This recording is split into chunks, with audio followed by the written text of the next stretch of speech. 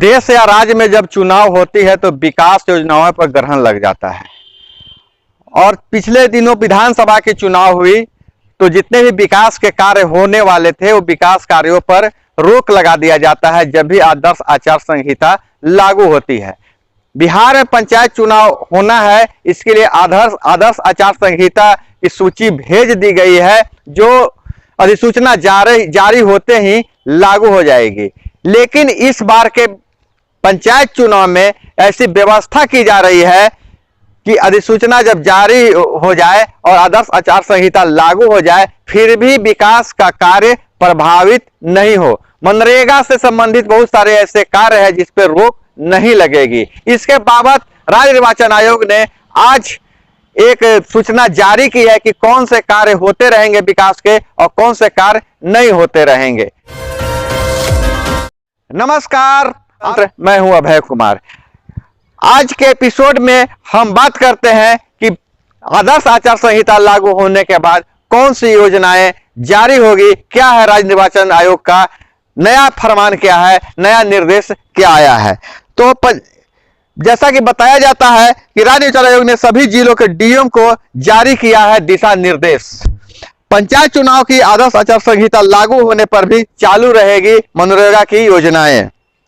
पंचायत चुनाव के दौरान मनरेगा की योजनाओं पर रोक नहीं रहेगी। चुनाव की आचार संहिता लागू होने के बाद मनरेगा जैसी कई योजनाएं जारी रहेगी जिससे पहले स्वीकृति मिल चुकी है। मनरेगा की वैसी योजनाएं जिनकी पहले से ही स्वीकृत है उनको रोक नहीं लगेगा, उस पर काम होते रहेगा, विकास कार्य जारी रहेगा और चुनाव की आदर्श आचार संहिता लागू होने से उन पर कोई प्रभाव नहीं पड़ेगा।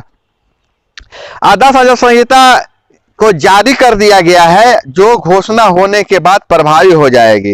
इसमें कई योजनाओं पर रोक रहेगी, कुछ योजनाएं जारी रहेगी, कई योजनाओं पर रोक भी रहेगी। वैसी योजना जो आप नई कोई योजना नहीं ले सकता है, ग्राम पंचायत से कोई नई योजनाओं को नहीं लेना है। जो स्वीकृत योजना है, स्वीकृत योजनाओं की सूची में पहले सूचीबद्ध है जिनके लिए पहले से राशि चिन्हित कर दी गई है। आयोग ने कहा है कि जब तक चालू योजनाओं में काम दिया जा सकता है तब तक कोई नई योजना सक्षम प्राधिकार द्वारा शुरू नहीं की जाएगी। मनरेगा के जैसा कि उद्देश्य है कि लोगों को रोजगार देना उद्देश्य है और पुरानी स्वीकृत योजनाएं जब तक जारी है उससे लोगों को काम मिल रहा है तब तक नई योजनाओं को शुरू नहीं किया जाएगा। मुख्य पथों पर काम कराने की कोई पाबंदी नहीं रहेगी। स्वीकृत योजनाओं की स्वीकृति सेल्फ ऑफ प्रोजेक्ट की अनुपलब्धता में या इसमें उपलब्ध सभी योजनाओं के समाप्त हो जाने की स्थिति में संबंधित सक्षम प्राधिकार जिला प्राधिकारी सह जिला निर्वाचन प्राधिकारी पंचायत से नई योजनाओं की स्वीकृति लेकर प्रारंभ कर सकते हैं। मनरेगा के कई अन्य योजनाओं पर भी आदर्श आचार संहिता लागू नहीं होगी जिसके तहत नेशनल हाईवे व राज्य के मुख्य पथों पर काम कराने में कोई पाबंदी नहीं रहेगी।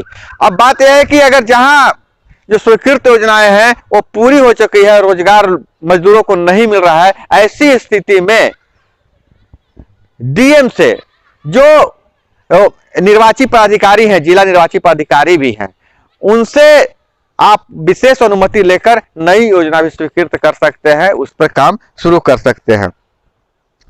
क्या क्या चीज पर पाबंदी नहीं भी रहेगी और मनरेगा के अलावा भी बहुत सारी योजना पर पाबंदी नहीं रहेगी तो उसकी भी सूची जारी कर दी गई है। सूची आपको पढ़ के बता दे रहा हूं। अंतरराष्ट्रीय वित्तीय संस्थाओं, राष्ट्रीय वित्तीय संस्थाओं आदि से स्वीकृत वित्तीय सहायता के आधार पर योजनाओं की स्वीकृति तथा उनके कार्यान्वयन में कोई पाबंदी नहीं रहेगी। आपात योजनाओं जैसे बाढ़ निरोधक योजनाओं, सूखा अथवा अभावग्रस्त क्षेत्रों में संभावित योजनाओं आदि को पंचायत निर्वाचन की अवधि से प्रारंभ करने पर कोई पाबंदी नहीं रहेगी। सरकारी कार्यालयों के आधुनिकीकरण जिसमें कंप्यूटर तथा अन्य गैजेट आदि चालू करना शामिल है पर कोई पाबंदी नहीं रहेगी। विकास योजनाओं से संबंधित टेंडर आमंत्रित करने या उसके निपटारे पर कोई पाबंदी नहीं रहेगी। इसके अलावा केंद्र व राज्य सरकार की योजनाएं जिनके क्रियान्वयन में पंचायत राज संस्था की भूमिका नहीं है उस पर आदर्श आचार संहिता लागू नहीं रहेगी। जो केंद्र से और राज्य से जो योजनाएं पारित है उस पे आदर्श आचार संहिता जो होती है, जो पंचायत चुनाव में लागू है, वो में भी उस पे काम होते रहेगी और इस पर कोई पाबंदी नहीं रहेगी। नई विकास योजनाएं शुरू नहीं होंगी, नए सिरे से योजनाओं की स्वीकृतियों में पूर्व से स्वीकृत परंतु जिन योजनाओं पर काम शुरू नहीं हुआ है उसका कार्यारंभ करने पर पूर्णतः रोक रहेगी। रोक भी लगी है, उस पर चर्चा कर देते हैं, आपको जानकारी होना जरूरी है। आयोग ने कहा है कि विकास योजनाओं से तात्पर्य राज्य के विकास की सामान्य योजनाओं से है, न कि किसी समुदाय विशेष से संबंधित योजनाओं से है।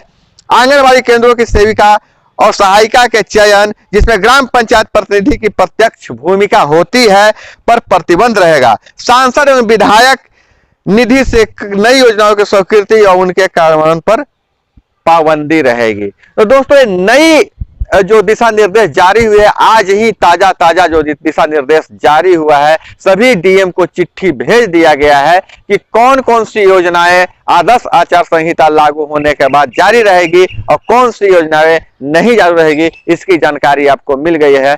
और आपसे गुजारिश है कि अगर आप इस चैनल पे नए आए हैं तो चैनल को सब्सक्राइब कर लीजिए, लाइक कीजिए, शेयर कीजिए, कमेंट में बताइए वीडियो कैसी लगी। हम आपसे विदा लेते हैं, मिलते हैं अगले वीडियो में। जय हिंद, वंदे मातरम।